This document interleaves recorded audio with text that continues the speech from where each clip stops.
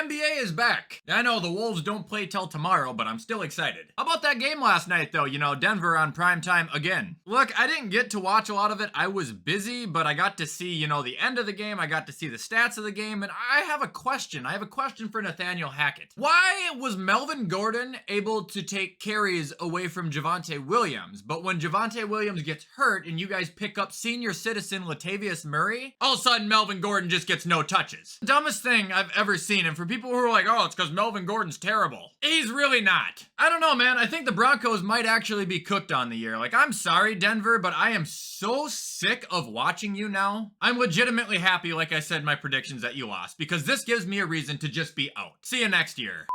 Anyway, what is going on, guys? Welcome back to another video. Happy Tuesday. So for today's video, I actually let you guys decide it this morning on Twitter by running a poll. I asked, what do you guys want between the list of elite or a top receivers video, because I haven't done anything with the receivers since the start of the season. And you know, after giving you guys an hour to vote, 59.1% of you guys elected that today's video is my top 10 wide receivers, and that's fine. So that's what we're going to be doing today. But before we get into it, as always, we got a couple of quick plugs. One, head over to GFuel.com, use code WyattzWorld, save yourself a discount on any G Fuel products. And two, if you're 18 years or older, you can head over to Prize Picks, the daily fantasy app, where code WyattzWorld will match up to $100 of your first deposit. Remember, guys, tonight's the only night for you to get your free square involving Steph Curry. All he has to do is score 1 point. But remember, always play responsibly, and let's get into the video.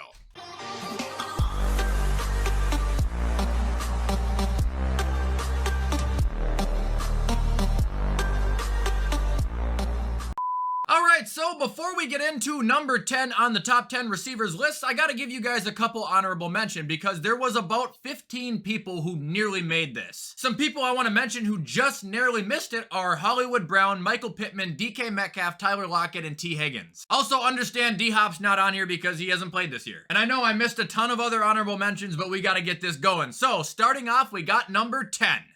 So, number 10 on my list actually goes out to Jalen Waddle. Now, I know he had that very, very costly fumble on Sunday, but don't let that discredit you from the success he's generated so far. With his quarterback, when he has Tua, I think he is absolutely playing like a top 10 wide receiver in the league. He is always open. He is so good at getting separation. He's got tremendous hands. And it's no secret the chemistry he's got with Tua that transition from college to the NFL has only grown. Jalen Waddle has shown multiple times this year when Tua has been playing that in big moments, Tyreek Hill is great, but Tua's going to his man. So far, Waddle is sitting at 30 receptions for 533 yards and 3 touchdowns. Tua's coming back this week. Things are going to pick up for him. I think he's number 10 on my list. Alright, and moving on to number 9, we've got Deebo Samuel, and specifically because of his dual threat capabilities. Like, yeah, he's a tremendous wide receiver, and he's great on his legs, but you connect them both, and it makes the man a special, unique talent. He's so dangerous because you never know where he's gonna hit you from. And he's shown us time and time again that you let him get up to full speed in an open field, nobody's gonna tackle him one-on-one, he's gonna make you look dumb. Injuries have always been Deebo's biggest enemy. In the last 2 years, he's avoided them, and he's been great. So far, he's at 345 receiving yards, 2 receiving touchdowns, 136 rushing yards, and a rushing touchdown. Still a lot of time in the year to pick it up. I think he will. Deebo's number 9. Alright, and moving on to number 8, I'm gonna give it to AJ Brown. Dude, this guy's stats get fabricated against him so much, it's actually annoying to listen to. AJ Brown haters are the worst. How many times this year I've heard, oh, he's not that good, he just catches like 4 or 5 bombs a game. Who gives a shit? I don't care if he catches 1 bomb a game. If it's an impactful catch, it's an impactful catch. He doesn't need to be going out there and scoring a touchdown every single game to be great. That's just ridiculous. In my head, AJ Brown and Deebo Samuel are very similar receivers. They play very similar. They are built very similar. They get moving. You're not going to get them down. AJ Brown is sitting at 33 receptions for 503 yards and 2 touchdowns. The team is 6-0, and him getting them down the field has a lot to do with it. He's number 8. Alright, and moving on to number 7, I am nervous to say this, I actually am. Mike Evans. I know, he's been slow this year so far, and it doesn't help he was suspended a game for sticking up for Tom Brady. But this guy is seriously such a remarkable, unique talent, and he is overshadowed every single year. Get to the end zone and throw the ball up in the corner. There is a 100% chance Mike Evans is gonna win that war every single time. He's just so dominant, so consistent, so reliable. Is he ever gonna lead the league in receiving yards? Probably not. Especially when Brady's his quarterback, throwing to, anybody he can find. But I will tell you this, in big moments, when you need someone the most to come up, Mike Evans is one of the best in the league at doing that. Watch, the end of this year, he's gonna have around 1,100 yards and 10 touchdowns because he does every single season. This guy is like Nick Chubb of receivers for me. That is the connection I have with Mike Evans, and he is number 7 on my list. All right, and up next, we got number 6, and I'm giving it to Ja'Marr Chase. Yeah, he kind of had a slow-ish start to the year, but this last week was great, and it was a great reminder to everybody who Ja'Marr Chase really is. He's one of the flashiest, most dominant, explosive receivers in the league currently right now. Recent weeks, Joe Burrow's been having a little bit of a honeymoon phase with T. Higgins for some reason. I don't know what's going on there. But slowly, he's been coming back to Old Faithful from LSU, his college buddy, Ja'Marr. Going up in receptions, going up in yards every week. I think Jamar's targets is a main reason as to why his stats are a little bit lower than what people would expect, but he's still the same receiver he was last year, and that was a rookie of the year. Guy's a baller, and I'd take him at number 6 right now. All right, moving on to number 5, I'm giving it to Davante Adams. He's still great. 5 games this year, he's at over 100 yards in 3 of them. He has 5 total touchdowns. One of the games where he has over 100 yards and 2 touchdowns, he only had 3 catches. What, you're not gonna call him shit, but you're gonna call A.J. Brown shit? Fuck you. Impactful receptions, and this guy is one of the most impactful players in football. People gotta understand, man. Talent can transition from one team to another. Davante Adams is the same Davante Adams that they had in Green Bay. It's just he doesn't have Aaron Rodgers with him. No doubt in my mind he'd have more than 414 total yards if he was still playing as the Packers, but on the Raiders, he's still doing an excellent job, and I'd take him at number 5.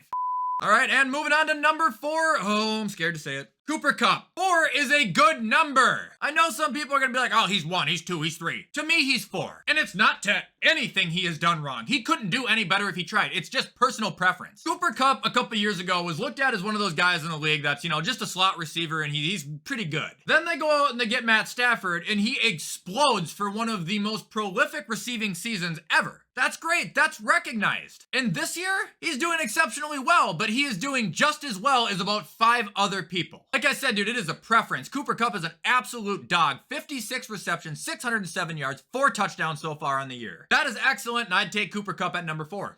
All right, now we are on to number 3, and it is Tyreek Hill. He's just way too impactful to not have up this high. He matters so much to that team, to that offense. Now, I know I was talking about Jalen Waddle earlier and, his connection with Tua and coming up in big spots, and that's great. Tyreek Hill has shown that he is the same exact elite receiver with 4 different quarterbacks in a calendar year. He's dealt with Mahomes, he's dealt with Tua, he's dealt with Teddy, he's dealt with Skylar Thompson. He's still able to make an impact. Tyreek Hill can catch a 2-yard check down that can turn into a 50-yard touchdown run just like that. This is one of those situations where I genuinely mean it. The quarterback doesn't mean shit for Tyreek. He is that good. 50 receptions, 701 yards, 2 touchdowns on the year. He's number 3 on my list.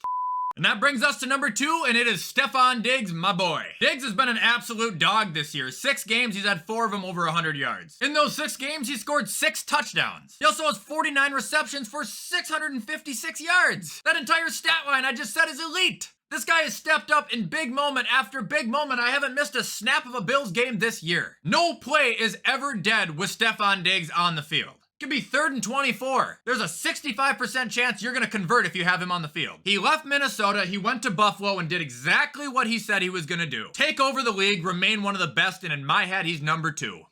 And number 1, I am honestly kind of scared to say this one too, because I know I'm gonna get called biased, but it is obviously Justin Jefferson. Yeah, I know, 1 and 2, the Bills and the Vikings at the top. Wyatt, how silly. Am I wrong though? Here's the deal with Justin Jefferson that a lot of people are missing. They're not understanding this. He legitimately, at this stage in his career, he has GOAT potential. He has the potential to be the best receiver ever. He has the stats to be the best receiver ever. You want to know the point we're at with Justin Jefferson already? Sunday, he was considered to have a slow day. He had 6 receptions for 107 yards. How the fuck is that slow? It's not. It just feels slow because we're so used to him dominating. He is just like Anthony fucking Edwards. They can be a little silent. They can be a little quiet for the game. And you let 1 drop of gasoline get near that match, boom! The game is completely busted open. He'll go from 0 receptions, 0 targets, 0 yards, get a drive, and then his stats will be 6 receptions, 74 yards, and a touchdown. He's got unbelievable hands. He's got unbelievable speed. He's got unbelievable capabilities of generating separation at the blink of an eye. He is a game changer, and he's the best receiver in football.